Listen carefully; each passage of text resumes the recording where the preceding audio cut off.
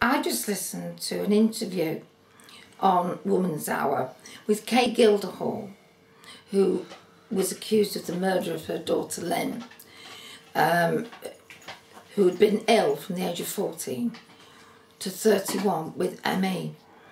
And eventually Kay was found not guilty on account of aiding the assisted suicide of her daughter. It's important that people know certain things about what happened, and I can tell you these things because I'm sitting here on my bed. I can't walk. My husband Merv will help me shortly to get in my wheelchair.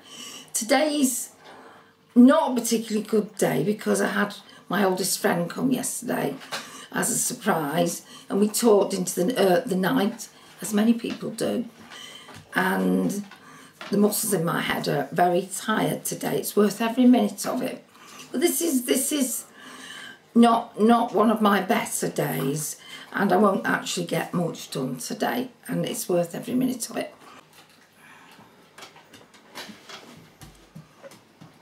If you can see bits and pieces of my bedroom, then I'd like to apologise for the state of it. Like any other woman, I would want it to be spick and span, but such is my life. But I felt I had something more important to say today, and it's this. There is no doubt that the situation Kay Gilderdale found herself in, and Lynne found herself in, from the age of 14 to 31, she had been to hell and back. And there is no doubt that the situation and what happened to them is tragic.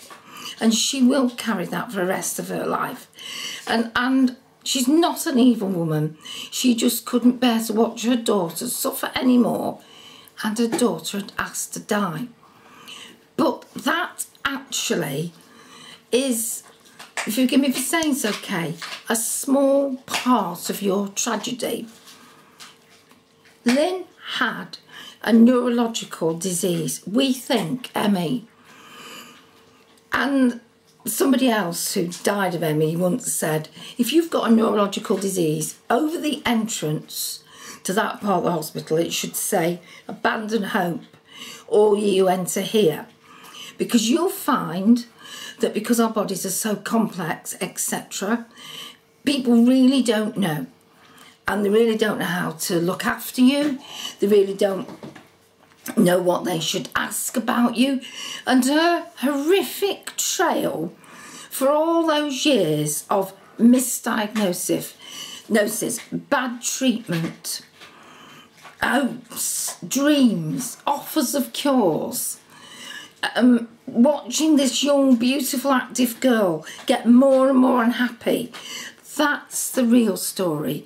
It's a story of lack of care, the right care. There are other things that people don't realise. It's actually never about she needed to die, so this is what we did. It's about the story that took you there. For example, the amount of money that goes into researching neurological diseases in England and America is minuscule compared to the amount of money that's raised by cancer research. For example, we believe that 95% of palliative care goes towards cancer patients.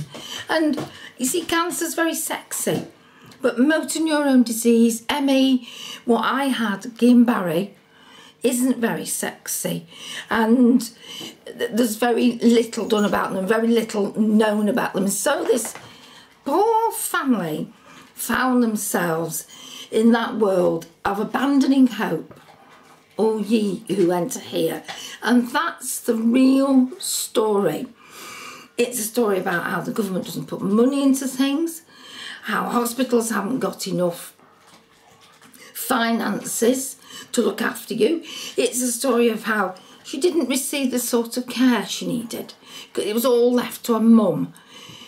It's a story about probably trying to survive on very little money. Nobody coming in to take over from her mum when she was carrying. Nobody coming in who who could treat Lynne properly, who knew how to talk and be with somebody who was by now disabled. And it's possibly, speaking as somebody who's had a neurological disease and been the victim of locked-in syndrome, it's possibly misdiagnosis. She may have had something completely different.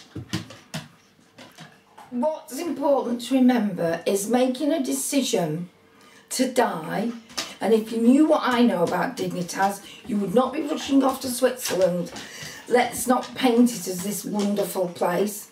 Making a decision to die is the end of the story, and it's the story we should be giving our attention to. Lynne's story, what happened?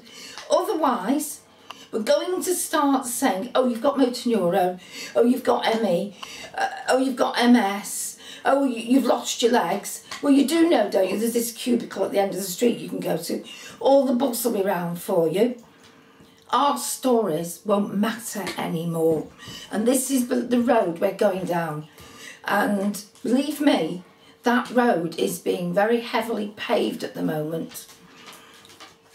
We, a group of people, have got together, disabled and non-disabled, and we're called Distant Voices. And this is probably the first thing you'll hear in the public domain from Distant Voices.